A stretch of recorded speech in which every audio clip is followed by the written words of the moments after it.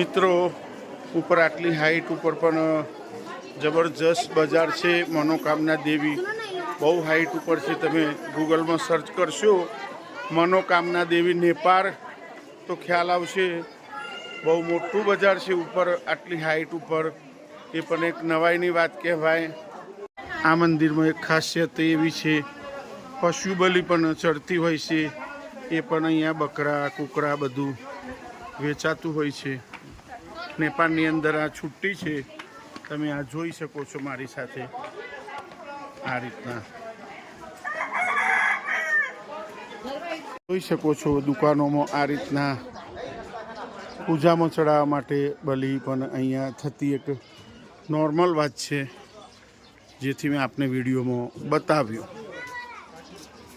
મિત્રો આપ જોઈ શકો છો આ મનોકામના દેવી મંદિર છે। મિત્રો આ મનોકામના દેવી મંદિર તમે નેપાળમાં જોઈ શકો છો। આ રીતનું આ મંદિર છે અને અહીંયા એક ખાસિયત મિત્રો, પશુ બલિ પણ નેપાળમાં છૂટતી છે, તો એ પણ અમે અહીંયા જોયું। અને આ રીતના આ મનોકામના દેવીના તમે પણ મારી સાથે દર્શન કરી શકો છો।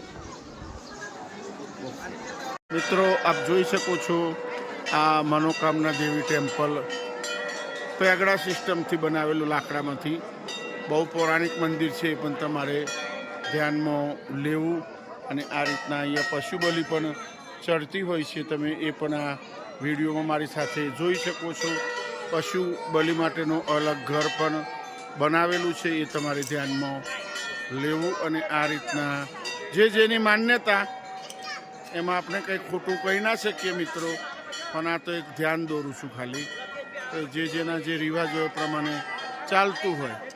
આ નજીકથી પણ હું આપને આ દર્શન કરાવું મનોકામના દેવી, આપ અત્યારે જોઈ શકો છો મારી સાથે।